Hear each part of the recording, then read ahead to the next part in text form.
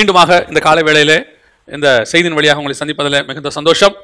நாம இன்னைக்கு ஒரு மிக முக்கியமான ஒரு விஷயத்தை நான் வேதத்திலிருந்து வாசித்துக் கொண்டிருந்த போது கர்த்தர் எனக்கு சில காரியங்களை உணர்த்தினார். அதை தான் உங்களோடு கூட பகிர்ந்து கொள்ள வேண்டும் என்று விரும்புகிறேன். யாத்ராகமத்தின் புஸ்தகம் 3ஆம் அதிகாரம் 2, 3, 4 வசனங்களை நாம் வாசிக்க போகிறோம். யாத்ராகமத்தின் புஸ்தகம் 3ஆம் அதிகாரம் 2, 3, 4. அங்கே கர்த்தருடைய தூதனானவர் ஒரு முட்செடியின் நடுவிலிருந்து உண்டான அக்கினி ஜுவாலையிலே நின்று அவனுக்கு தரிசனமானார். அப்பொழுது அவன் உற்று பார்த்தான். முட்செடி அக்கினினால் ஜுவாலைத்தும் எரிந்தும் அது வெந்து போகாமல் இருந்தது. அப்பொழுது மோசே, இந்த முட்செடி வெந்து போகாதிருக்கிறது என்ன? நான் கிட்ட போய் இந்த அற்புத காட்சியை பார்ப்பேன் என்றான். அவன் பார்க்கும்படி கிட்ட வருகிறதை கர்த்தர் கண்டார். முட்செடி நடுவிலிருந்து தேவன் அவனை நோக்கி, மோசே மோசே என்று கூப்பிட்டார். அவன், இதோ அடியேன் என்றான். இந்த வசனத்திலிருந்து தான் நாம பார்க்க போகிறோம். நாம் கண்களை மூடி தேவ சமூகத்தில் ஆண்டவரை நோக்கி பார்க்க போவோம். சர்வ வல்லமையுள்ள எங்கள் தகப்பனே, இந்த அருமையான நேரத்திற்காக உமக்கு ஸ்தோத்திரம். மகிமையின் தேவன் இம்மட்டுமா எங்களை நடத்தி கொண்டு வந்த பாதைகளுக்காக உமக்கு நன்றி. ஆண்டவரே, உம்முடைய வேதத்தின் மகத்துவங்களை காணும்படி எங்கள் கண்களை திறந்தது மாத்திரமல்ல, அந்த வேத வாக்கியங்கள் எங்கள் இருதயங்களுக்குள்ளே போகும்படி எங்கள் இருதயங்களையும் நீர் திறக்கிறவராய் இருக்கிறீரப்பா. நீர் மகத்துவம் உள்ள தேவன், மகத்துவமானவர்களை எழுதினீர். அதை ஆண்டவரே நீர் உம்மால் முன்குறிக்கப்பட்டவர்களுக்கு கொடுக்கிறீரப்பா. எல்லாருக்கும் நீங்க தரதில்ல ஆண்டவரே. நீர் அப்படி முன்குறித்த ஜனங்களுக்கு இந்த வசனங்களை கொடுத்து கொண்டிருக்கிறபடினாலும் உமக்கு ஸ்தோத்திரம்.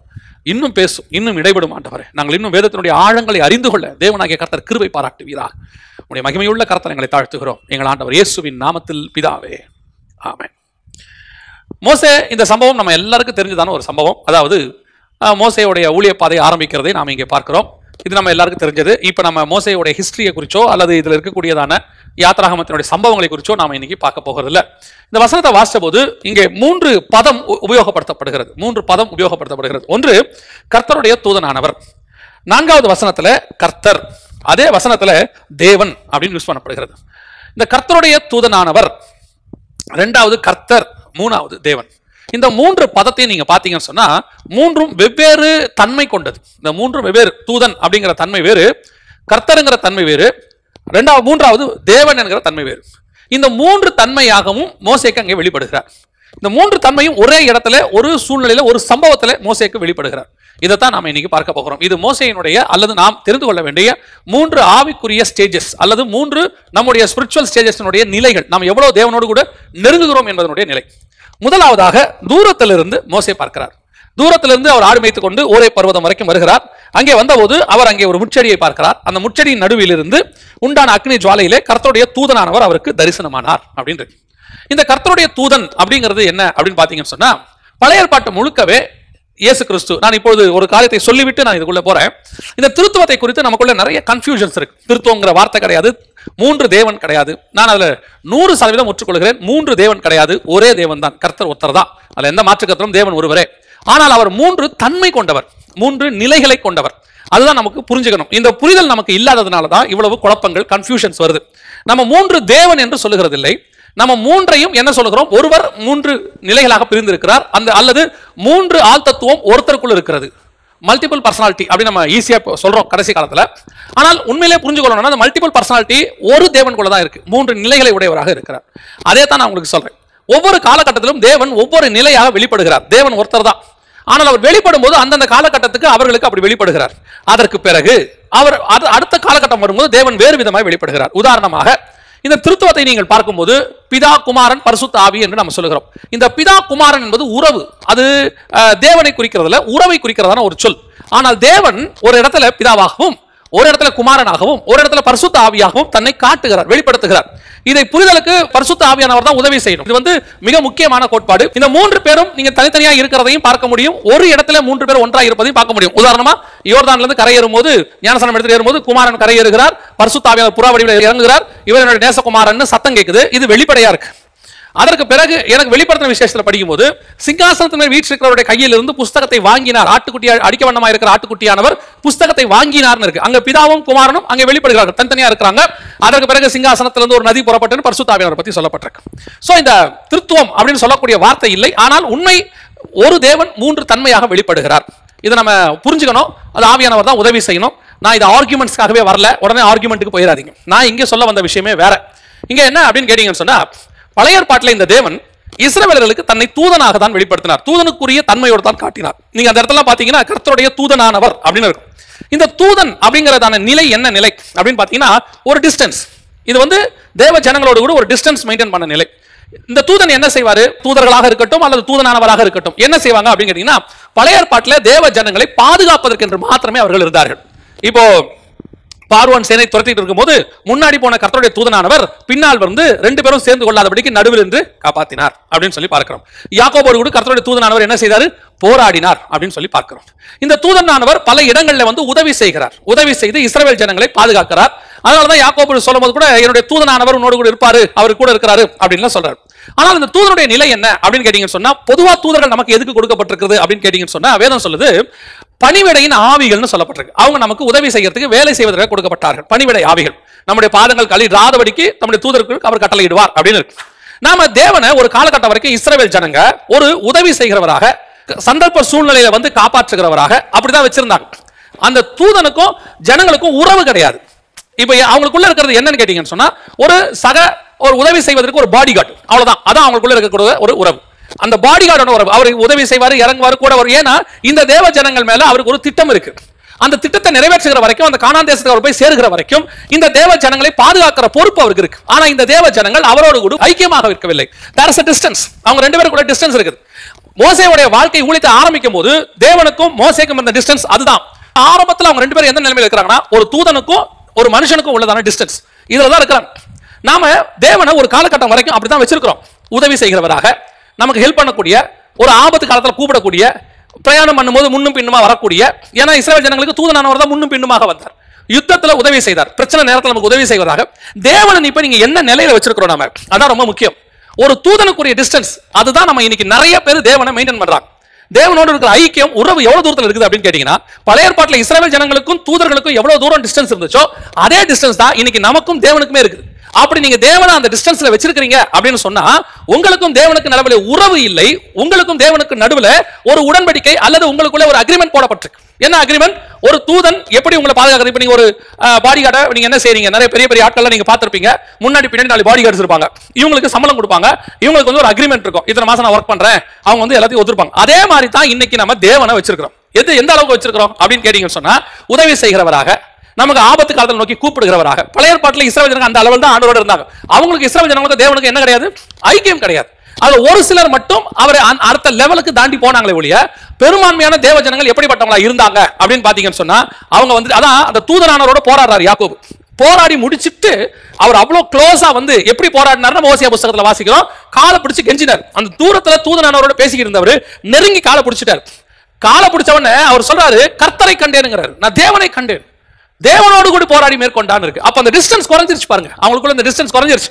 இன்னைக்கு நாமளும் எந்த அளவுக்கு தேவனோட டிஸ்டன்ஸ் இருக்கிறோம்? முதலாவதாக நமக்கும் தேவனுக்கு இருக்கிற டிஸ்டன்ஸ் என்னது? ஒரு தூதனுக்குரிய டிஸ்டன்ஸ். ஒரு வேலை அவர் நமக்கு உதவி செய்கிறவர். இன்னும் நம்ம தூதனா வேலை காரணம் நான் சொல்ல வரல. நமக்கு இப்போ என்ன சொல்றது, நமக்கு ஒரு பெரிய பாடி கார்டு கொடுக்கப்பட்டிருக்கிறார். அந்த பெரிய பாடி கார்டு எப்படிப்பட்டவரா இருக்கிறாரு? எனக்கு ஒரு ஆவிக்குரிய திட்டம் இந்த பூமியில இருக்குது. அந்த திட்டத்தை நிறைவேற்றுவதற்கு அவர் எனக்கு உதவி செய்கிறார். அந்த திட்டத்தை நிறைவேற்றுகிற வரைக்கும் அவர் எனக்கு பாதுகாப்பாக இருக்கிறார். பாதுகாக்கிற பட்சியை போல பாதுகாக்கிறார். எல்லாம் உண்மை. ஆனால் எனக்கும் அவருக்கும் ஐக்கியம் இல்லை, உறவு இல்லை. நான் அவர் அந்த லெவல்ல தான் வச்சிருக்கிறேன். இன்னைக்கு நிறைய பேர் தேவனை அந்த லெவல்ல தான் வச்சிருக்காங்க. ஒரு பயன்படுத்துகிற, ஒரு யூஸ் பண்ணி, அதாவது ஒரு ஆசீர்வாதத்தை பெற்றுக்கொள்ளக்கூடிய there is a distance. தேவனுக்கும் அவங்களுக்கு நடுவில் ஒரு டிஸ்டன்ஸ் இருக்குது. அது எந்த அளவுக்கு இருக்குது? தேவைக்கு மட்டும் தேவனை வச்சிருக்காங்க. அந்த தேவை சந்திக்கப்படுற வரைக்கும் தேவன்ட்ட நல்லா இருப்பாங்க. அந்த தேவை சந்திக்கப்பட்ட பிறகு அதோட அவ்வளவுதான். இப்ப நீங்க சிலர்லாம் பாருங்க, குழந்தை இல்லாத வரைக்கும் 40 நாள் உபவாச ஜெபம்லாம் இருப்பாங்க. ரெகுலரா சர்ச்சுக்கு வருவாங்க. வந்து ஊழியக்காரங்க என்ன சொல்றாங்களோ அதெல்லாம் அப்படியே கேட்பாங்க, எல்லாம் செய்வாங்க. அந்த காரியம் நடந்து முடிந்த உடனே, ஒரு குழந்தை பிறந்த உடனே, அதுக்கப்புறம் தேவனுக்கும் அவங்களுக்கு இருக்கிற உறவு பாத்தீங்கன்னா அப்படியே கொஞ்சம் கேப் விழுந்துரும். அப்ப கேட்டு பாருங்களேன், என்ன நீங்க அதுக்கப்புறம் வரதே இல்லை, சர்ச் பக்கமே வரதில்லை. அப்புறம் அவங்க சொல்லுவாங்க, இந்த பிள்ளையோடைய டைம் எல்லாம் சரியா இருக்குது. திருப்பி அந்த பிள்ளைக்கு என்னைக்கோ ஒரு உடம்பு சரியில்லை, ரொம்ப சீரியஸ் ஆகுது. திருப்பி எங்க வருவாங்க? சர்ச் பக்கம் ஓடி வருவாங்க. ஊழியக்காரத்தை வந்து எப்படியாவது ஜோம் பண்ணும். அப்ப ஊழியக்காரர் இப்ப நாங்க என்ன பண்ணுவோம்? சிலர் ஜோம் பண்ணுவாங்க. தேவன் என்ன நினைப்பாரு? அப்ப தேவனுக்கும் அவங்களுக்கும் எந்த அளவுல இருக்குது? பழைய ஏற்பாட்டில் இஸ்ரவேல் ஜனங்களுக்கும் அந்த தூதனுக்கும், தூதனானவரா அவங்களுக்கு எந்த அளவுக்கு அவர் நின்று உதவி செஞ்சாரோ அந்த அளவுக்கு தான். இது போதும் நீங்க நினைச்சீங்கன்னா இருக்கலாம். இது ஒரு டிஸ்டன்ஸ். இஸ்ரவேல் ஜனங்க அப்படிதான் இருந்தாங்க. தேவைக்கு மட்டும் தேவனை நோக்கி பார்ப்பாங்க, தேவை கிடைக்காது முறுமுறுப்பாங்க. அவங்க ஏன்னா அந்த அளவுக்கு தான் வச்சிருந்தாங்க. என்னப்பா இந்த வேலை இன்னும் முடியல, இன்னும் தண்ணி வரலையே, இன்னும் சாப்பாடு வரலையே, ஏன்னா எதிரிகள் துரத்திட்டு வராங்களே, நீங்க ஒன்றும் செய்ய மாட்டீங்க. இது யாருடைய வேலை? நம்ம ஒரு ஆளை ஃபிக்ஸ் பண்ணி வச்சிருக்கிறோம். இப்ப அவரை கொண்டு வந்துட்டு தண்ணி விட சொல்லியிருக்கிறோம். அவர் தண்ணி கொடுக்கல. ஏன்பா இன்னும் காலையில் தண்ணி வரல? ஒரு முறுமுறுப்பு, ஒரு சண்டை. ஒருத்தர் நம்ம டிஃபன் ஆர்டர் கொடுத்துருக்கிறோம், காலையில் கொஞ்சம் லேட் ஆகுது. உடனே என்ன செய்யறோம்? ஃபோன் பண்ணி, ஏன் இன்னும் டிஃபன் வரல? 9 மணி சொன்னீங்க, ஏன் வரல? ஒரு முறுமுறுப்பு. ஆனா இதே நேரத்தில் வீட்டில் ஒரு உறவு இருக்கும்போது ஒரு தண்ணி வரல அப்படின்னா அந்த தண்ணி எல்லாருக்குமே தான் வரல. எல்லாரும் என்ன பண்ணுவோம்? அந்த தண்ணி வரதுக்கு என்ன செய்வோமோ செய்வோம். இப்ப டிஃபன் லேட் ஆகுது, உடனே நம்ம என்ன செய்வோம்? எல்லாருக்கும் டிஃபன் லேட் ஆகுது. நாம அந்த ஹோட்டல்காரனை மிரட்டுற மாதிரி வீட்டில் என்ன செய்ய மாட்டோம்? மிரட்ட மாட்டோம். நாம என்ன செய்வோம்? ஏன் டிஃபன் லேட் ஆச்சுன்னு காரணத்தை பார்ப்போம். உடனே நம்ம அதை சரி பண்றதுக்கு என்ன பண்ணுமோ அதை யோசிப்போம். அதை தான் நான் சொல்ல வரேன். இப்போ அவங்களுக்கு தேவனுக்கும் இந்த டிஸ்டன்ஸ் எப்படி, தூதனுக்கும் ஒரு மனுஷனுக்கு உள்ள டிஸ்டன்ஸ், இதை இன்னைக்கும் ஆவிக்குரிய வாழ்க்கையில நம்ம மெயின்டைன் பண்ணிட்டு இருக்கிறோம்ன்ற பெரும்பான்மையானவங்க அதை தான் செஞ்சுட்டு இருக்கிறோம். எதை செஞ்சுட்டு இருக்கிறோம்? ஒரு தேவைக்காக மட்டும், ஒரு ஒரு தேவை நிறைவேற வரைக்கும் தேவன்கிட்ட போயிட்டு எல்லா வேலையும் செய்யறது. அந்த ஒரு காரியம் கொஞ்சம் டிலே ஆகுது, அந்த தேவை நிறைவேறவில்லை அப்படிங்கிற சிச்சுவேஷன் வரும்போது நம்ம என்ன பண்றோம்? உடனடியாக ஒரு முறுமுறுப்பு வருது. உடனே ஆண்டவரை பத்தி என்ன, இந்த ஆட்கள் அந்த தேவை நிறைவேறின உடனே சபைக்கு வரதை நிறுத்துறது. ஒரு சிலர்லாம் சபைக்கு வந்து ஒரு தேவைக்காக வராங்க, கூட்டிட்டு வராங்க, அந்த தேவை நடக்கல, அவங்க அதுக்கப்புறம் சபைக்கு வரமாட்டாங்க பாருங்க.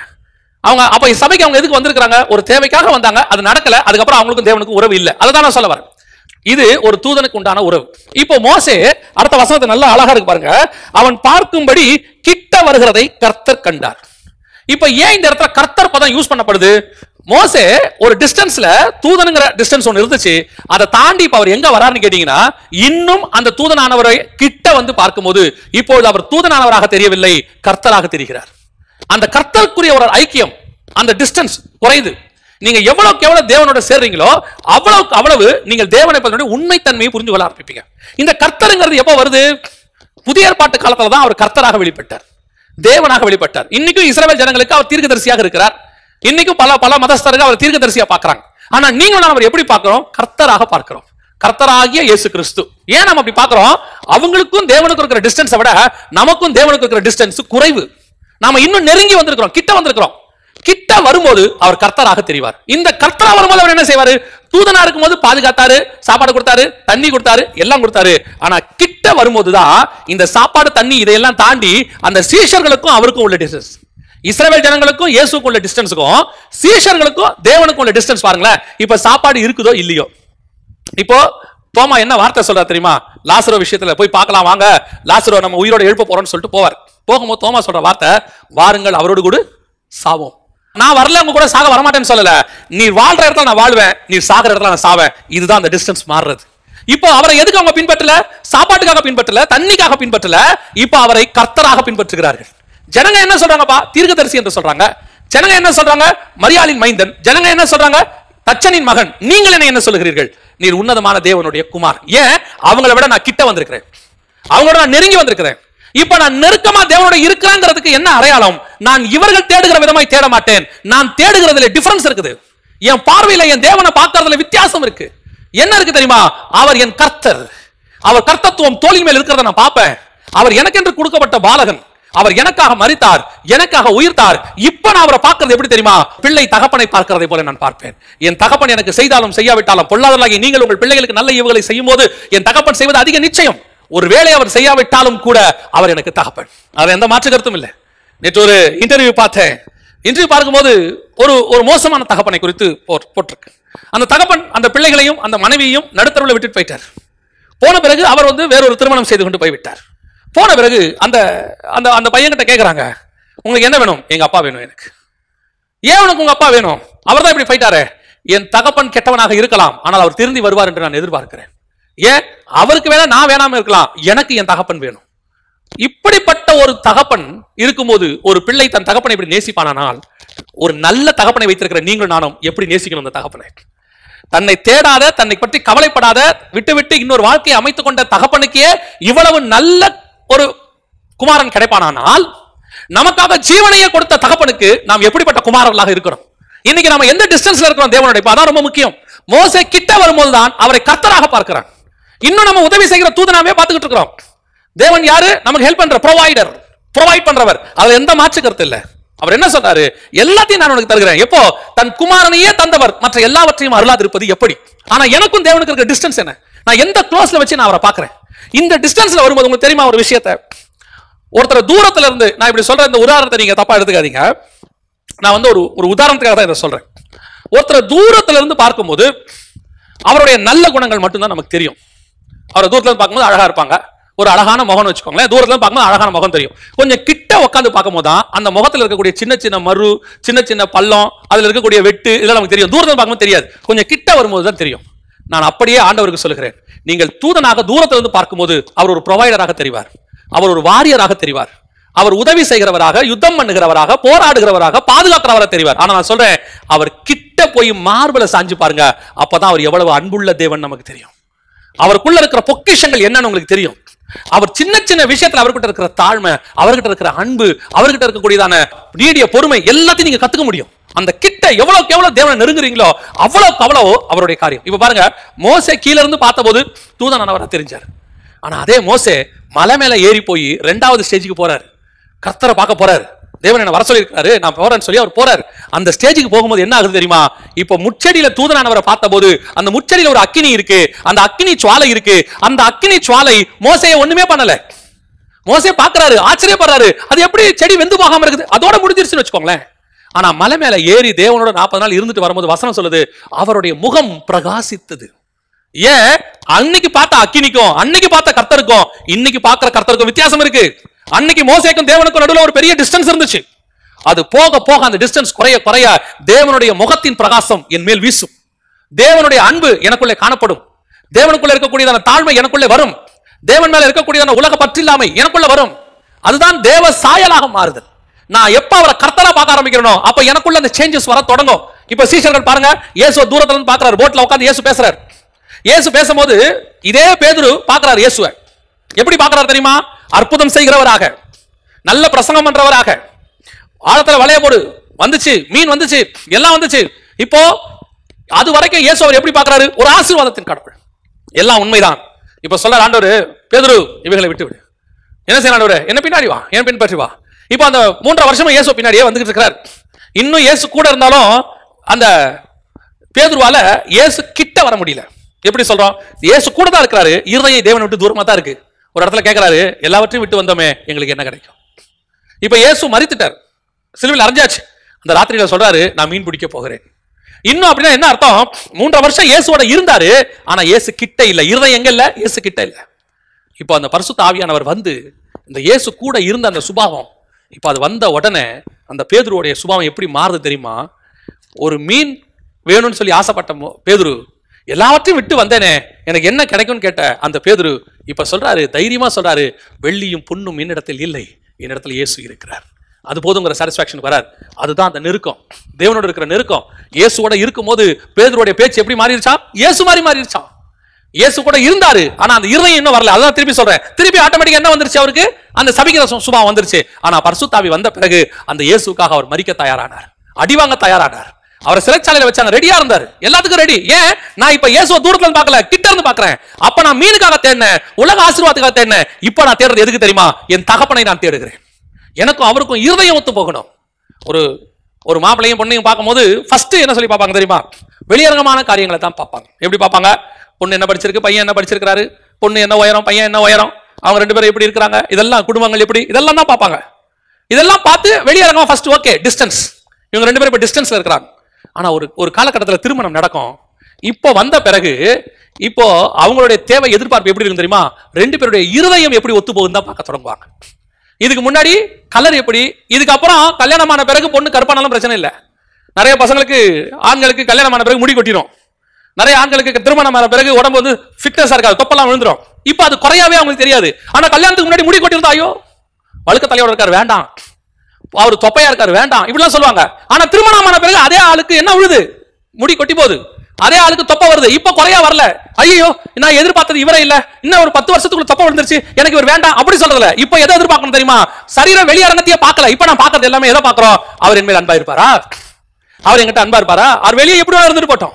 இப்ப எனக்கு தேவை அவர் அன்புள்ளவராக இருக்கணும், என் மனைவி எப்படிப்பட்டவளாக இருக்கட்டும், அவள் என்னிடத்தில் அன்பாக இருக்கணும். இது எப்ப வருது? 2வது ஸ்டேஜ்ல வருது. தூரத்துல பார்க்கும்போது வெளியரங்கமா பார்க்கிறோம், அந்த நெருக்கம் வரும்போது தான் அவர் கர்த்தர்னு தெரியும், தேவன்னு தெரியும், அந்த கர்த்தருக்குரிய சுபாவம் நமக்கு தெரியும். அதைத்தான் சொல்றேன், ஆவிக்குரிய வாழ்க்கையோட 2வது ஸ்டேஜுக்கு நம்ம வரணும். நம்ம முதல் ஸ்டேஜ்ல இருந்தே அவர் ஆசீர்வாதத்தின் கடவுளாக பார்த்து, ஒரு ப்ரொவைடராக பார்த்து, ஆபத்து காலத்துல உதவுகிறவராக பார்த்து, அதனால்தான் இஸ்ரவேல் ஜனங்களால தேவனோடு கூட நெருங்கவே முடியல. இன்னைக்கு நம்மள கூட நிறைய கிறிஸ்தவர்கள் ஏன் பெயர் கிறிஸ்தவர்களாக இருக்கிறோம்? நான் சொல்றது உடனே பெயர் கிறிஸ்தவ சபை, ஆவிக்குரிய சபையில் ஆவிக்குரியவர்களே நாமளே பெயர் கிறிஸ்தவர்களாக இருக்கிறோம். ஒரு ஸ்பிரிச்சுவல் ட்ரெடிஷன் நமக்குள்ள வந்துருச்சு. இப்போவே நம்மளுமே தேவனை எப்படிப்பட்டவங்களா பார்க்கிறோம்? ஒரு தூரத்துல ஒரு பிளெஸிங் காட்.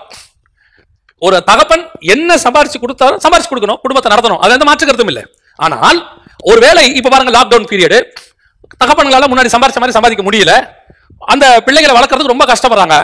என் தகப்பன் இப்ப கஷ்டப்படுறத எந்த பிள்ளைகள் புரிந்து கொள்கிறதோ, ஒரு கணவன் கஷ்டப்படுறதை எந்த மனைவி புரிந்து கொள்றாரோ அப்ப அவங்க தான் வாழ்ந்த வாழ்க்கைக்கு அர்த்தம் இருக்கு. அவங்க நெருக்கிட்டாங்க. இருந்தா அவர் எனக்கு தானே செய்ய போறாரு. அவர் செய்தாலும் செய்யாவிட்டாலும் அவர் என் தகப்பன், செய்தாலும் செய்யாவிட்டாலும் அவர் என் கணவன். இதுதான் செகண்ட் ஸ்டேஜ். அடுத்த ஸ்டேஜுக்கு வரக்கூடிய நிலை இதுதான். இப்ப நம்ம அந்த நேஜுக்கு வந்திருக்கிறோமா? தேவன் அந்த நெருக்கத்துக்கு வந்திருக்கிறோமா? இன்னும் தேவைக்காக மாத்திரம் தேவனை தேடுகிறதா இருந்தால் அவருக்கு நமக்கு இன்னும் டிஸ்டன்ஸ் இருக்குது. செகண்ட் ஸ்டேஜுக்கு வரல. இதைத்தான் இன்னொரு செய்தியிலும் சொல்லியிருக்கிறோம். பலிபீடத்துக்கிட்ட இருந்து நீங்க உள்ள வரவங்க எங்க வரணும்? பரிசுத்த ஸ்தலத்துக்கிட்ட வரவங்களா இருக்கணும். கிட்டி இன்னும் தேவன்கிட்ட வரணும். அப்படி கிட்ட வரும்போது என்ன ஆகும் அப்படின்னு கேட்டீங்கன்னு சொன்னா, இஸ்ரவேல் ஜனங்கள் சுபாவம் போய் ஆவிக்குரிய சுபாவம் நமக்கு வந்துடும்.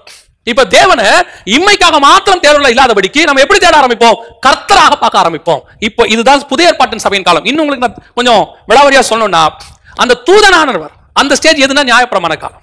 இஸ்ரவேல் ஜனங்கள் உலக ஆசீர்வாதத்துக்காக மாத்திரம் தேவனை தேடினார்கள். அது நியாயப்பிரமாண காலம். இப்போ கர்த்தரை தேடுகிறது இருக்குல்ல, இது கிருபையின் பிரமாண காலம்.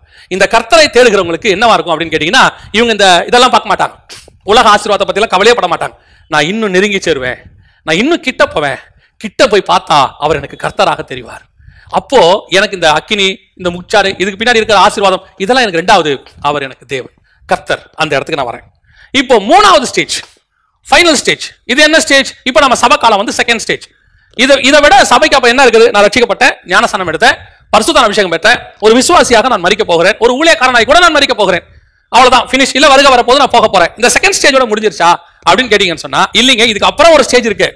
அதுதான் வெரி இம்பார்ட்டன்ட் ஸ்டேஜ். வசனம் சொல்லுது, அதே யாத்ராகமத்தின் புத்தகம் 3ஆம் அதிகாரம் 4வது வசனத்துல வாசிக்கும் போது வசனம் சொல்லுது, அவன் பார்க்கும்படி கிட்ட வருகிறதை கர்த்தர் கண்டார், முச்சடியின் நடுவிலிருந்து தேவன் அவனை நோக்கி. இந்த கர்த்தர் இடக்க வரைக்கும் டிஸ்டன்ஸ் வரைக்கும் ஓகே. இந்த கர்த்தரையும் தாண்டி இன்னும் கொஞ்சம் நீங்க தேவனை நெருங்கணும். இது இப்போ ஒரு உதாரணத்துக்கு நான் சொல்றேன். விசுவாசிகளாக இருந்த பேதுரு சீஷனாக மாறுறார். இப்போ யோவான் எல்லாம் கிட்ட வராங்க. இவங்க இதையும் தாண்டி ஒரு ஸ்டேஜ் இன்னும் கிட்ட இருக்குது. ஏங்க நாங்க 12 பேரும் ஒன்னாதான் போவோம், ஒன்னாதான் வருவோம், எல்லாம் உண்மைதான்ப்பா, அதெல்லாம் உண்மைதான். இவங்க கர்த்தரை நீங்க யார் என்று சொல்லுகிறீர்கள்? உன்னதமான தேவனுடைய குமாரன் கர்த்தர். அதுல எந்த மாற்று கருத்தும் இல்ல, எல்லாம் ஓகே தான். இதுக்கு மூணாவது ஸ்டேஜ் ஒன்று இருக்கு. அது என்ன ஸ்டேஜ் தெரியுமா? வசனம் சொல்லுது, இன்னும் கிட்டே வருகிறதை தேவன் கண்டு அவனை பார்த்து சொல்றாரு, மோசே, அப்பொழுது அவர் இங்கே கிட்டி சேராயாக, உன் கால்களில் இருக்கிற பாதரட்சியை கழற்றி போடு, நீ நிற்கிற இடம் பரிசுத்த பூமி என்றார். ஃபர்ஸ்ட் சொல்றாரு, அவன் அந்த கர்த்தருடைய ஸ்தானத்தை தாண்டி இன்னும் கிட்ட வரான். இன்னும் கிட்ட வரும்போது தேவன் அவனை நோக்கி. அப்படின்னா என்ன அர்த்தம்? இந்த ஸ்டேஜை தாண்டும் போது மூணாவது ஸ்டேஜ் எது தெரியுமா? நம்முடைய தேவன் இருக்கிற இடம், பரலோகத்தினுடைய ஸ்டேஜ். அந்த ஸ்டேஜை அவன் பூமியில அட்டைன் பண்ண விரும்புறான். அதாவது மோசே அட்டைன் பண்ண விரும்பினான்ல, அதுக்கு அடுத்த ஸ்டேஜ் அதான். கர்த்தருக்கு அடுத்த ஸ்டேஜ் தேவன், பிதாவாகிய தேவன், அதாவது பரலோகத்தில் இருக்கிற தேவனுடைய இடத்துக்கு அவன் போக ட்ரை பண்றான். அவன் போல நான் ஸ்பிரிச்சுவலி சொல்றேன், அந்த அதை தாண்டும் போது கர்த்தர் சொல்றாரு, கிட்டி சேராயாக. ஏன் கிட்டி சேராயாக? ஆண்டவரே நான் இன்னும் கிட்ட வரக்கூடாதா? ஒரு டிஸ்டன்ஸ்ல நில்லுங்கிறாரு. இந்த டிஸ்டன்ஸ்ல நில்லு. ஏன் இந்த இடத்துல இந்த டிஸ்டன்ஸ்ல இவ்வளவுதான் முடியும், இதை தாண்டி கிட்ட வராத. ஏன் ஆண்டவரே வராத? இதையும் தாண்டி நீ வரணும்னா சில காரியங்களை செய்ய வேண்டியிருக்கு. இப்ப நாம இந்த ஆவிக்குரிய வாழ்க்கைக்கு வந்திருக்கிறோம். இந்த ஆவிக்குரிய வாழ்க்கையில கர்த்தரை பார்க்கிறோம், வேதத்தில் உள்ள மகத்துவங்களை ஆராய்ச்சி பார்க்கிறோம், அற்புதங்களை பெறுறோம், அதிசயங்களை பெறுறோம். தேவன் ஜீவனோடு கூட இருக்கிறாருங்கிறதை நம்ம மூலமாகவே கர்த்தர் அற்புத அதிசயங்களை செய்கிறார். நம்ம அதெல்லாம் பார்க்கிறோம், எல்லாம் உண்மைதான். ஆனா இது அல்ல, இன்னொரு ஸ்டேஜ் இருக்கு. அது என்னொரு ஸ்டேஜ் என்னது? இப்ப ஆண்டவர் சொல்றாரு, அந்த ஸ்டேஜை நீ அடையணும்னு சொன்னா அதுக்கு பேசிக் அடிப்படை என்ன தெரியுமா? பரிசுத்த பூமிக்கு நீ வரணும். இது பரிசுத்த பூமி. இந்த பரிசுத்த பூமி எது? உலகத்துல பரிசுத்தமான பூமி ஒண்ணு கிடையாது. உலகத்திலேயே பரிசுத்தமானது எது தெரியுமா? இங்க இருக்கிறதுல நம்ம இங்க இருந்து அங்க போறோம் பாருங்க, அதுதான் இருக்கிறதுலே பரிசுத்தமான நகரம், பரலோகம். அந்த பரலோகத்துக்கிட்ட நீ வரணும்னா வசனம் சொல்லுது, உன் பாதரட்சியை கழட்டி போடு. ஏங்க பாதரட்சியை கழட்டுறதுக்கும் பரலோகத்துக்கு வரதுக்கும் என்ன டிஃபரன்ஸ், என்ன ஒத்துமை, என்ன சம்பந்தம் இருக்குது? ஏன் அவர் பாதரட்சியை கழட்டி போடணும் அப்படின்னு சொல்லி நீங்க பாத்தீங்கன்னா, முதல்ல இந்த பாதரட்சை ஏன் வந்துச்சு அதை பார்க்கணும். முதல்ல இந்த பாதரட்சை ஏன் வந்துச்சு அப்படின்னு கேட்டீங்கன்னா, ஆதாமை கர்த்தர் படைக்கும் போது பாதரட்சியோடு படைக்கவில்லை. ஆதாமை படைக்கும் போது கர்த்தர் பாதரட்சியோடய படைக்கல, ட்ரெஸ்ஸோடய படைக்கல, நம்ம எல்லாருக்கும் தெரியும். அவன் பழம் சாப்பிட்டதுனால என்ன வந்துச்சு? ட்ரெஸ் வந்துச்சு. அவன் பழம் சாப்பிட்டதுனால முள்ளு வந்துச்சு. ஆண்டவர் சொல்றாரு, முள்ளும் குறுக்கும் அது என்ன செய்யும்? பிறப்பிக்கும். இப்போ முள்ளு வந்துருச்சு. இந்த முள்ள உலகத்தை விட்டு ரிமூவ் பண்ண முடியாது. இந்த பூமியை விட்டு முள்ள என்ன செய்ய முடியாது? ரிமூவ் பண்ண முடியாது. ஆனா இந்த முள்ளு உன்னை குத்தாம ஒரு பாதரட்சியை வேணா நீ செஞ்சுக்கலாம். முள்ளை இனி மாத்த முடியாது. அதோட அர்த்தம் என்ன? இந்த பூமி சபிக்கப்பட்டுருச்சு.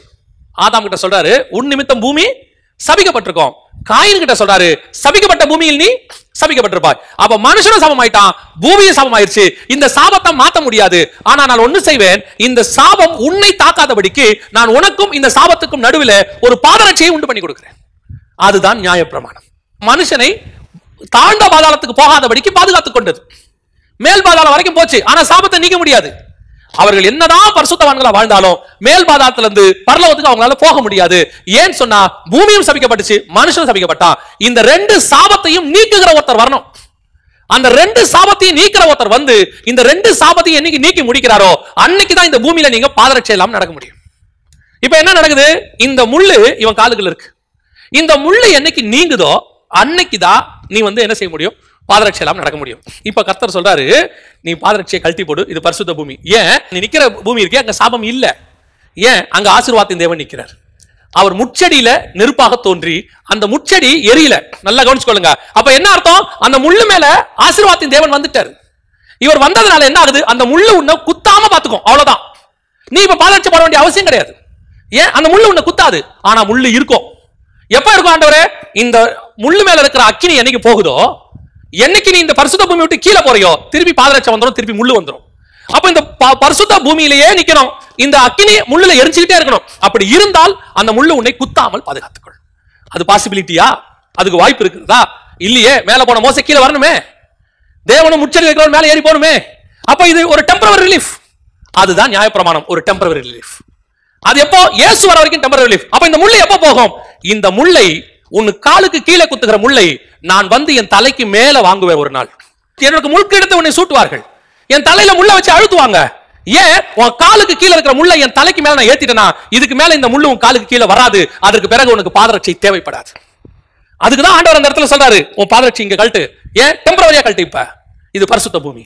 அப்ப இந்த பரிசுத்த பூமிக்கு வரணும்னா பாதரட்சை இருக்கக்கூடாது. பாதரட்சை இருக்கக்கூடாதுன்னா சாபமான முள்ளு இருக்கக்கூடாது. அப்ப இப்ப முள்ளு இல்லையே, இயேசு முள்ள வாங்கிட்டாரு. இப்ப இயேசு ஒரு முள்ள வாங்கிட்டாரு, ஆனா ஒரு முள்ள கொடுத்துட்டு போயிருக்கிறார். என்ன முள்ள கொடுத்துட்டு போயிருக்கிறார் தெரியுமா? இப்ப இயேசு சாபத்தை வாங்கினது உண்மை, எல்லாம் ஓகே. ஆனா தலைக்கு மேல ஒரு முள் இருக்கு. பவுல் எழுதுறாரு, நான் என்னை உயர்த்தாதபடிக்கு எனக்கு ஒரு முள் கொடுக்கப்பட்டிருக்கிறது, என்னை அது குட்டுகிற சாத்தானுடைய தூதனாக இருக்கிறது. இப்ப நமக்கு ஒரு இந்த பூமியில ஒரு உபத்திரவம் இருக்கு, ஒரு போராட்டம் இருக்கு, ஒரு பிரச்சனை இருக்கு. நமக்கு இன்னைக்கு கொஞ்சம் காரியங்கள், சாபமான காரியங்கள் நமக்குள்ள காணப்படுது. வியாதி இருக்கு, பலகீனம் இருக்கு. இது மொத்தம் போய் நான் ஒரு பரிசுத்த பூமிக்கு மேல போவேன். அந்த பரிசுத்த பூமிக்கு போகும்போது எனக்கு பாதரட்சை தேவைப்படாது, அங்கே முள் இருக்காது. அங்கே இருக்கிறது பாருங்களேன், அந்த ஸ்டேஜுக்கு பேர் தான் தேவன். அந்த இடத்துக்கு நான் நெருங்கி சேரணும். இப்ப நான் கர்த்தர் செகண்ட் ஸ்டேஜ். மோசே இன்னும் கிட்ட வரான். அந்த செகண்ட் ஸ்டேஜ்ல முள்ளு இருக்கு, ஆனா அந்த முள்ளு என்ன செய்யாது? இப்போதைக்கு குத்தாது. அந்த நெருப்பு முள்ளு மேல இருக்கு, ஆனா முள்ளும் அவிஞ்சு போகாது, மொத்த சாபம் போகாது. இன்னைக்கு இயேசு ஏற்றுக்கொண்டோமே, அதான் நான் சொல்லுவேன். இப்ப இயேசு ஏற்றுக்கொண்டோம், பாவம் மன்னிக்கப்பட்டுருச்சு, எல்லாம் முடிஞ்சிருச்சு. இப்ப யோசிச்சு பாருங்க, ஏவாளுக்கு ஆண்டவர் சொன்ன சாபமும் அல்லது ஆதாமுக்கு அவர் சொன்ன காரியங்களும் போயிருச்சா? இப்ப இயேசு தாமே எல்லா பாவங்களையும் சுமந்து தீர்த்துட்டாரு நம்ம சொல்றோமே. இன்னும் ஒன்னே ஒண்ணு இருக்கு. ஆதாம் பார்த்து சொன்னாரு, நெத்தி வேர்வை நிலத்துல விடும். இப்ப வேர்வை வருதா இல்லையா? வேர்வை வருது தானே. இப்ப சொல்றாரு, முள்ளும் குறுக்கும் பிறப்பிக்கும். முள்ளு இருக்குதா இல்லையா? ரட்சிக்கப்பட்டோன்றதுக்காக நம்ம காலில் செருப்பு போடாமையா போறோம்? போடுறோம் இல்ல. ஒரு சிலர் இருக்கிறாங்க இந்த செருப்பு போடுறது போடாதது. இது வந்து இந்த செய்திக்கு தேவையான எனக்கு தெரியாது. ஆனால் ஒன்று மட்டும் இந்த கடைசி காலத்துல எனக்கு அது சொல்லணும் நான் விரும்புறேன். இந்த கடைசி காலத்துல நடக்கிற ஒரு சம்பவம் என்னன்னா, கிறிஸ்தவத்தில் உள்ளான ஆவிக்குரிய காரியங்களை பேசுவதை விட்டுவிட்டு வெளியரங்கமான காரியங்களை பிடித்துக் கொண்டு தர்க்கித்துக் கொண்டிருக்கிற கூட்டம் ஒன்று இருக்கிறது. என்னென்ன காரியங்களை வெளியே பிடிச்சி தர்க்கித்துக்கிட்டு இருக்கிறாங்க அப்படின்னு கேட்டீங்கன்னா, இந்த செருப்பு போட்டுக்கிட்டு சர்ச்சுக்குள்ள வரலாமா வரக்கூடாதா, செருப்பு போட்டுக்கிட்டு புல்பீட்ல ஏறலாமா ஏறக்கூடாதா அப்படின்னு ஒரு கூட்டம். இப்ப பாருங்க, நான் செருப்பு போட்டுக்கிட்டு எந்த புல்பீட்லையும் ஏறதில்லை, எந்த சர்ச்சுக்குள்ளயும் போறதில்லை. ஆனா யூகேக்கு ஊழியத்துக்கு போயிருக்கிறோம். அங்கே போன போது நான் ஆஸ் யூஷுவலாக என்னுடைய செருப்பை கழட்டி வச்சுட்டு அந்த புல்பீட்ல ஏறணும். இத்தனைக்கும் அவங்க அந்த புல்பீட்ல வந்துட்டு நல்ல கார்பெட் போட்டிருக்கிறாங்க. அப்போ போகும்போது பாஸ்டர் சொன்னாரு, பாஸ்டர் நீங்க அந்த ஷூவை போட்டுக்கோங்க அப்படின்னாரு. அப்போ நான் சொன்னேன், இல்லை எனக்கு புல்பீட்ல ஷூ போட்டு ஏறி பழக்கம் இல்லை, எனக்கு அது வேண்டாம் அப்படின்னு. இல்லை பாஸ்டர் அது ரொம்ப சில்லுன்னு இருக்கும், அந்த இடத்துல நிற்க முடியாது, 2 கார்பெட் போட்டிருக்கோம் ஆனால் நிற்க முடியாது, நீங்கள் போட்டுக்கோங்கன்னாரு. இல்லை நான் சாக்ஸ் போட்டிருக்கேன் போதும் அப்படின்னு சொல்லிட்டு போனேன். ஆனால் 1 மணி நேரம் செய்தியை என்னால் 35 நிமிஷம் கூட கொடுக்க முடியல. ஏன்னா அந்த சில்னஸ் பயங்கரமாக ஏறி 35 நிமிஷத்துக்குள்ள எனக்கு ஒரு மாதிரி ஆகி நான் 35 நிமிஷம் செய்தியை முடிச்சிட்டேன். இப்போ அந்த ஊர் கிளைமேட்டுக்கு ஷூ தேவைப்படுகிறது, அங்கே போட வேண்டிய அவசியமா இருக்கு. இப்போ இந்த ஊர் கிளைமேட்டுக்கு நான் இந்த சட்டையை போட விரும்புகிறேன், எனக்கு சந்தோஷமா இருக்கு, நான் ஒரு ஒயிட் ஷர்ட் போட்டு வந்து நிற்கிறத நான் விரும்புகிறேன், கலர் சட்டை போடக்கூடாதுன்னு இல்லை. அதே நேரத்தில் இங்கே எனக்கு கோட் அவசியப்படுறது, எனக்கு கோட் போட பிடிக்கல. ஆனால் நான் அமெரிக்காவுக்கு போகும்போது நான் கோட் போட்டுக்கிட்டு தான் பேசுகிறேன். ஏன்? அந்த கோட் என்பது மரியாதை நிமித்தமாகவோ கௌரவத்துக்காக போடப்பட்டதில்லை, குளிரக்கூடாதுன்னு போடப்பட்ட கோட். அந்த இடத்திற்கு அது தேவைப்படுகிறது. அதே தாங்க சொல்றேன், சிச்சுவேஷன்ஸ், சூழ்நிலைகள். இதை நீங்க டாக்டரினா மாத்தாதீங்க. இந்த மாதிரி தான் எல்லாத்தையுமே சொல்றேன், டாக்டரினா மாத்தாதீங்க. இப்போ சந்தர்ப்ப சூழ்நிலைன்னு ஒண்ணு இருக்கு, அந்த இடத்துக்கு ஏத்த மாதிரி நம்ம இன்னொன்னு நீங்க நல்லா புரிஞ்சுக்கணும். புதிய ஏற்பாட்டில் சபை என்பது கட்டடத்தை குறிக்கவில்லை, உங்களையும் என்னையும் குறிக்கிறது. அதுதான் முக்கியம், இதுதான் முக்கியம். இதுக்கு எது இம்பார்ட்டன்ஸ் கொடுக்கணுமோ அதை கொடுங்க. உள்ளான மனிதனை மாத்துங்க, வெளியே மாற வேண்டியது தானா மாறும். நான் சொன்னதை நிறைய பேர் தப்பா புரிஞ்சுக்கிறாங்க. நான் நகை போறதை பத்தி ஒரு இடத்துல பேசி இருந்த போது நிறைய பேருக்கு அதுல ஒரு சந்தேகம். அதுல ஒருத்தர் விதமா சொன்னாங்க. என்ன சொன்னாங்க? உள்ளான மனுஷனை மாத்துறது பரிசுத்த ஆவியோட வேலை, வெளியான வேலையை மாத்துறது நம்முடைய வேலை. நாம நகையை கழட்டுறதை கழட்டிடணும், நகை ஆசை உள்ள இருந்து ஆவியானவர் கழட்டுவாரு அப்படின்னு சொல்றாங்க. ஆனா எனக்கு ஆவியானவர் வேதத்துல எனக்கு சொல்லி கொடுத்துருக்க என்னோட விதம் என்ன அப்படின்னு கேட்டீங்கன்னா, உள்ளுக்குள்ள ஆவியானவர் ஆசையை எடுத்துட்டாருன்னா நான் போடவே மாட்டேன். அதுக்கப்புறம் எனக்கு ஆசையே வராது. நான் வெறும் நகைக்கு மட்டும் இல்ல, அது பட்டு புடவையா இருக்கட்டும், அல்லது வந்து காஸ்ட்லி ட்ரெஸ்ஸா இருக்கட்டும், அது விலை உயர்ந்த கார்களாக இருக்கட்டும், வாட் எவர் இட் இஸ், பொருளாசையா இருக்கட்டும், உள்ள இருந்து போயிருச்சுன்னா வெளியே தானாவே போயிடும். நீ வெளியே எடுன்னு ஃபோர்ஸ் பண்ணி ஒருத்தனுக்கு பிரசங்கம் பண்ணி அவன் பிரசங்கத்தை கேட்டு எடுத்துட்டான், உள்ளுக்குள்ள எடுக்கலன்னு வச்சுக்கோங்க. நான் இன்னும் சொல்லுவேன், ஆவியானவர் அவனுக்குள்ள கிரியை செய்ய முடியாம போறதுக்கு காரணமே இந்த பிரசங்கமா கூட இருக்கும். அவன் என்ன செய்வான்? மனுஷ வார்த்தையை பார்த்துக்கிட்டு சே இப்படி போயிருச்சே, எல்லாரும் போடுறாங்களேன்னு அதுவே ஆவியானவரே பேசிட்டார்னா அவனே கழட்டிடுவான். நான் சொல்றது எல்லாத்துக்கும் பொருந்தும், நகைக்கு மட்டும் இல்ல. ஏன்னா இன்னைக்கு வெளியரங்கமான சில காரியங்களை பிடித்து கொண்டு உள்ளான மனுஷன் மாற வேண்டியதுக்கு நம்ம என்ன செய்யல, இம்பார்ட்டன்ஸ் கொடுக்கல. இப்ப அந்த இடத்துல ஷூ தேவைப்படுது, போட்டுக்க வேணும். இல்லையே நம்ம ரோட்ல போட்டு நடக்கிறோம், நம்ம ஊர்ல ரோடு இவ்வளோ நீட்டா இருக்கு, அவங்க ஊர்ல ரோடு பக்காவா இருக்கு. ரெண்டாவது ரோட்ல நடக்க வேண்டிய வேலையே இல்ல, வாசல்ல கார்ல ஏறாங்க, சர்ச்சில் கார்ல ஏறாங்க, ஒரு ஷூவும் அழுக்காவும் இருக்காது. நான் இப்போ சொல்ற ஷூ போறது சரியா தப்பாங்கிறதுக்கு கான்செப்ட் வரல, அந்த சிச்சுவேஷனுக்கு அது தேவைன்னா போட்டுக்கோங்க. இப்ப அங்க போய் ஷூ போட மாட்டேன் வைராகியமா நின்று அவங்களுக்கு போக வேண்டிய வார்த்தையை கொடுக்கல பாருங்க. அதைத்தான் நான் சொல்ல வரேன். இப்போ நம்ம இந்த இடத்துக்கு வருவோம். இப்போ மூணாவது ஸ்டேஜுக்கு நம்ம வரணும். அந்த ஸ்டேஜ் இந்த பூமியிலே கிடையாதுங்க. இந்த பூமியில முள்ளு இருக்கு, இந்த பூமியில இன்னும் வேர்வை இருக்கு, இன்னும் பிள்ளை பேர் அப்போ வலி இருக்கு. அப்போ இயேசு இதெல்லாம் தீக்கலையா? இதெல்லாம் நல்லா தெரிஞ்சுக்கொள்ளுங்க, இதெல்லாம் இங்க தீர்றது இல்ல. மூணாவது ஸ்டேஜ் வரும்போது அங்க போயிருவோம். அங்கே செருப்பு தேவைப்படாது, அது பரிசுத்த பூமி, அங்க முள் இருக்காது. அதைத்தான் சொல்றாரு, அது தேவன் இருக்கிற இடம், ஒருவரும் சேரக்கூடாத ஒளியிலே வாசம் பண்றவர் இருக்கிற இடம். அந்த ஸ்டேஜுக்கு தான் மோசே இன்னும் கிட்ட போறாரு. ஃபர்ஸ்ட் தூரத்துல இருந்து தூதன், ரெண்டாவது கிட்ட போனா கர்த்தர், இன்னும் தாண்டினா தேவன். அந்த ஸ்டேஜுக்கு போறாரு. இப்ப தேவனுக்கு கர்த்தருக்கு டிஃபரன்ஸ் இருக்கா? கண்டிப்பா இருக்கு. ஆதியாகமத்தின் புத்தகம் 1ஆம் அதிகாரம் 1ஆம் வசனத்துல இருந்து 2ஆம் அதிகாரம் 4ஆம் வசனம் வரைக்கும் வாசிச்சு பாருங்க. கர்த்தருங்கிற பதமே இருக்காது, வெறும் தேவன் தேவன் தேவன் தான் இருக்கும். 2:4 இருந்து தான் தேவனாகிய கர்த்தர்னு ஆரம்பிக்கும். எப்போ உயிர் வருதோ அப்பதான் கர்த்தர் வருவார். நான் மாத்தி சொல்றேன், எப்ப கர்த்தர் வராரோ அப்பதான் உயிர் வரும். அந்த கர்த்தத்துவம், கவர்னன்ஸ், ஆளுகை உள்ள வருது. இப்ப எல்லாமே இருக்கு, எதுக்குள்ளேயும் உயிர் இல்ல. மனுஷன் மண்ணுல ரெடி ஆயிட்டான், இன்னும் அவனுக்குள்ள என்ன இல்ல, உயிர் இல்ல. விதை இருக்கு, இன்னும் என்ன செய்யல, முளைக்கல. எப்ப தேவனாகிய கர்த்தர் உள்ள வராரோ, ராசியில ஜீவ சுவாசத்தை ஊதினார், அவன் ஜீவாத்துமாவானான். அந்த விதை முளைக்க ஆரம்பிச்சிருச்சு. அப்ப இந்த பூமிக்குரிய ஸ்டேஜ் நீங்க எந்த லெவலுக்கு போனாலும் செகண்ட் ஸ்டேஜ், அந்த கர்த்தர் ஸ்டேஜ். இப்ப மூணாவது ஸ்டேஜ் ஒன்னு இருக்கு, ஒருவரும் சேரக்கூடாத ஒளியில வாசம் பண்ற பரலோகத்தினுடைய ஸ்டேஜ். அது பரிசுத்த பூமி, அங்க செருப்பு தேவைப்படாது, அங்க முள் இல்ல, அங்க வேர்வை இல்ல.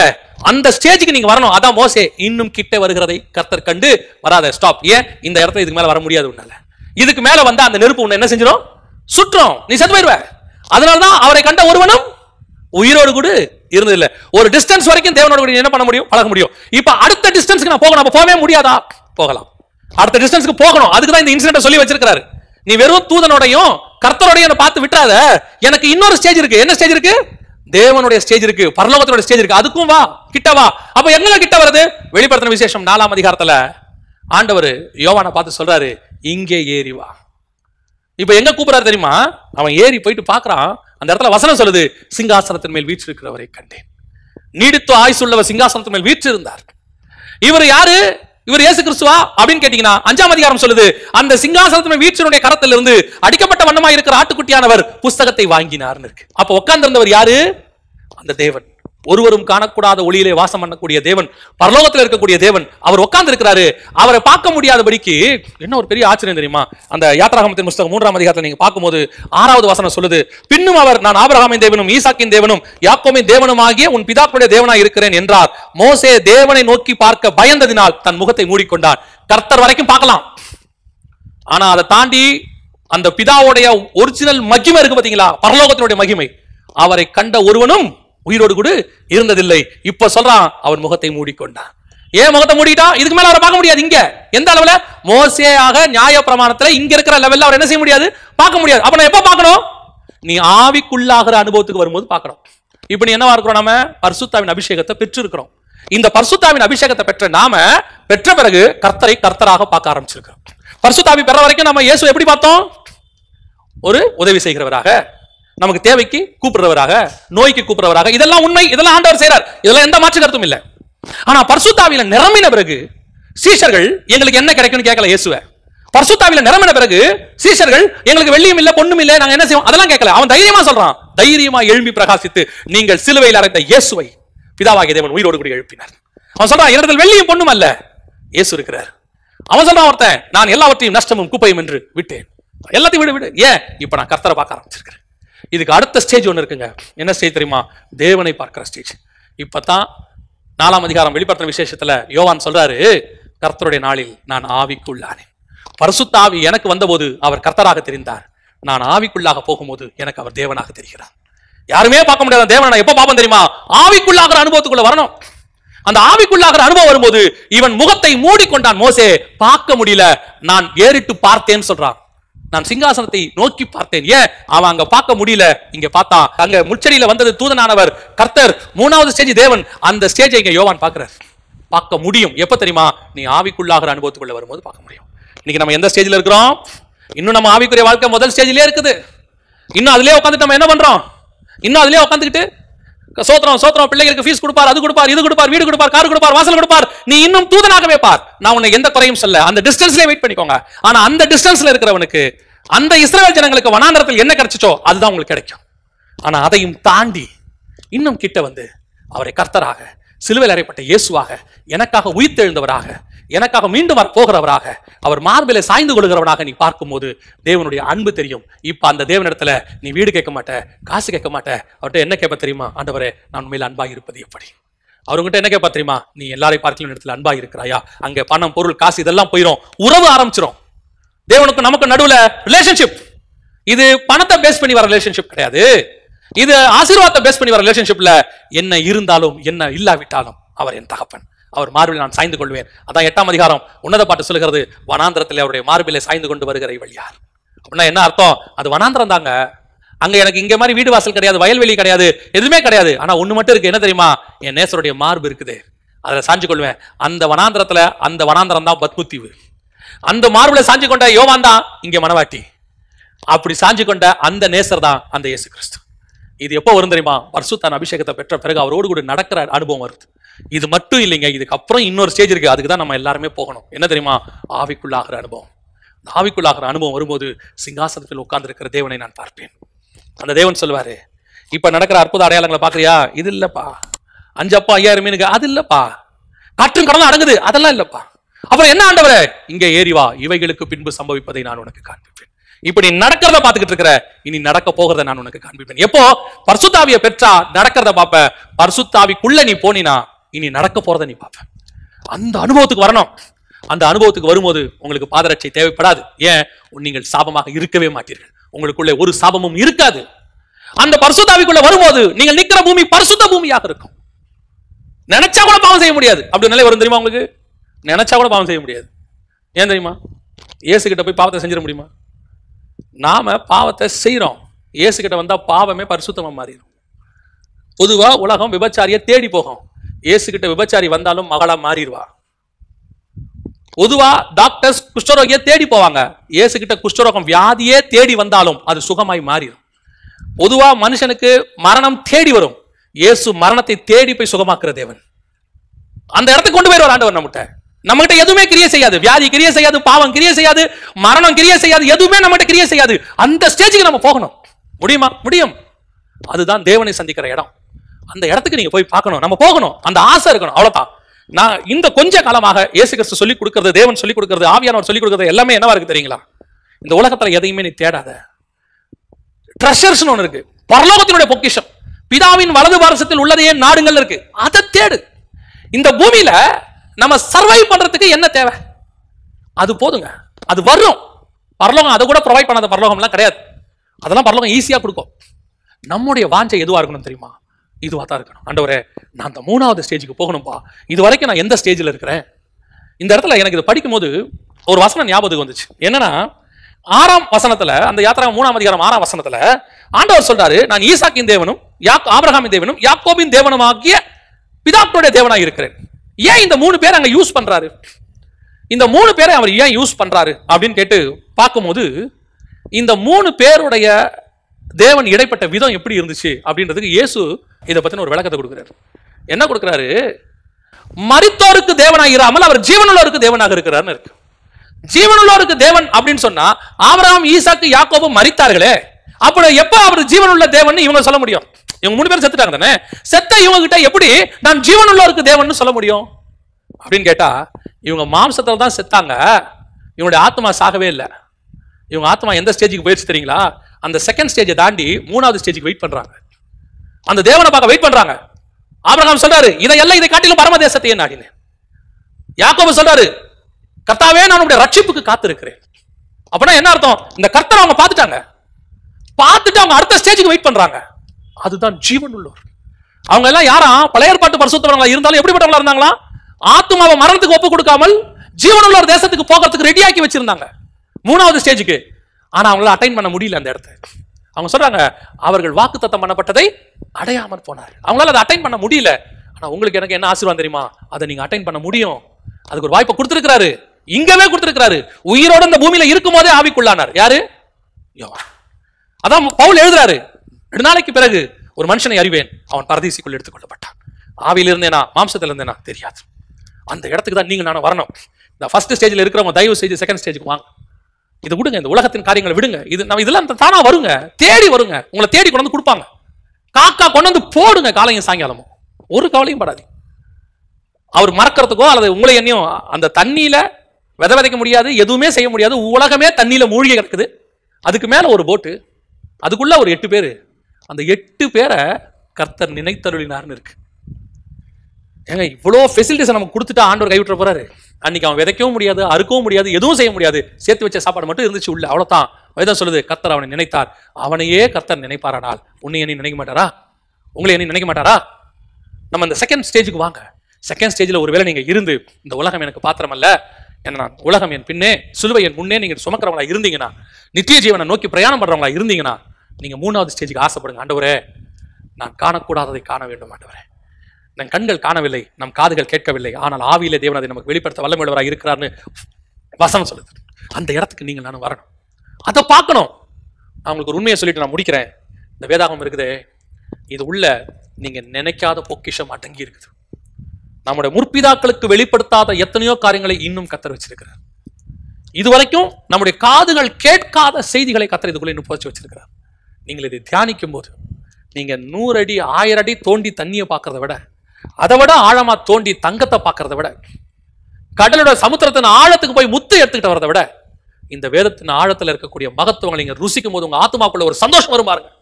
அந்த சந்தோஷத்துக்கு ஈக்குவலான சந்தோஷம் வேற ஒண்ணுமே இல்லைங்க. அதுதான் 3வது ஸ்டேஜுக்கு போறதுக்கான வழி. இன்னைக்கு ஒரு தீர்மானம் பண்ணுங்க. ஆண்டவரே, நான் இன்னும் நெருங்கி சேரணும். ஆண்டவரே, நான் இன்னும் நெருங்கி சேரணும். நான் இன்னும் உங்களை தூரத்துல இருந்து தூதனாகவே பார்க்கக்கூடாது, அந்த ப்ரொவைடராகவே பார்க்கக்கூடாது, பாதுகாக்கிறவராக பார்க்கக்கூடாது. அதையும் தாண்டி கர்த்தராக, என்னுடைய எனக்கான ஒரு ராஜாவாக, எனக்காக மரித்தவராக, இது செகண்ட் ஸ்டேஜ். இதையும் தாண்டணும் ஆண்டவரே. இது வரைக்கும் உலகம் பார்க்காததை நான் பார்க்கணும் ஆண்டவரே. உலகம் கேட்காததை நான் கேட்கணும் ஆண்டவரே.